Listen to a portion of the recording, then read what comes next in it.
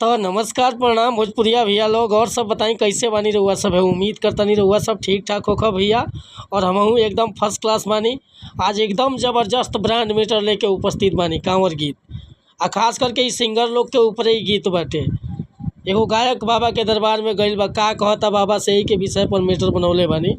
तो चलिए देर ना करते हुए मीटर के शुरुआत कइल जाए। एकदम नया मीटर बाटे, लेकिन मीटर स्टार्ट करे से पहले भैया एगो बात बतावल चाहब कि रुआ अगर नया सिंगर बानी आ सिंगिंग में इंटरेस्ट बा, अच्छा मीटर के तलाश में भटकतानी, सही ढंग के गीत नहीं मिलत, बढ़िया तुकबंदी नहीं मिलत, चाहे मन पसंद के मीटर नहीं मिलत, तो भैया अगर हमरा चैनल पर आ गइल बानी तो एकदम निश्चिंत रही, निराश भइला की जरूरत नहीं है।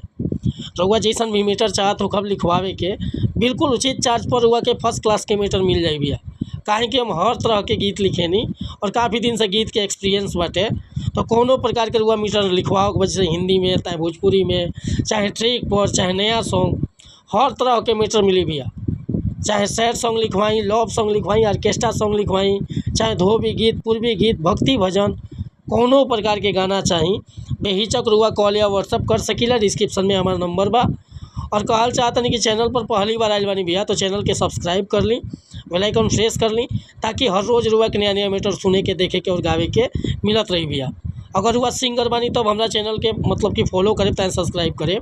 अगर सिंगर रुआ नहीं की तो हमारा चैनल के छोड़ दें भैया। आज के गाना देखी कैसे गावक बाटे। उहे एगो गायक बाबा के दरबार में गइल बा, कहता बाबा से कि हे बाबा, सुनले बानी कि रुआ दरबार पर केहू भी आवेला ओकर बिगड़ल बनावे नी। तो बाबा एगो हमार लालसा बा कि हम गायक बानी और हमरो मन करता स्टार बने के। देखी कौना भाव में कहता बाबा से कि बम बम भोले कैलाश पति, रौरा से बड़का कोई ना। ए बाबा, बम बम भोले कैलाश पति, रौरा से बड़का कोई ना। आ जदि चाह दे हब रउआ जीरो के, फिर हीरो काहे होई ना। आ जदि चाह दे हब रउआ जीरो के, फिर हीरो काहे होई ना। बम बम भोले कैलाश पति, रौरा से बड़का कोई ना। आ जदि चाह दे हब रउआ जीरो के, फिर हीरो काहे होई ना। रउआ चाह दे हब जदि जीरो के, फिर हीरो काहे होई ना। तो भैया ये गाना के मुखड़ा लेकर रउआ सबके बीच में उपस्थित रहनी है।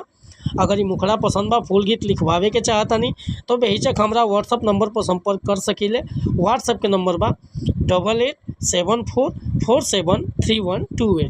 कोनो प्रकार के मीटर लिखवावे होके, चाहे नया म्यूजिक बनवावे होके, कॉल या व्हाट्सअप कर सकतानी भैया।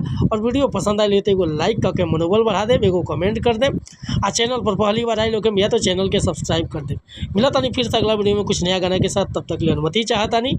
नमस्कार प्रणाम धन्यवाद भैया। जय हिंद, जय भारत, जय भोजपुरी समाज।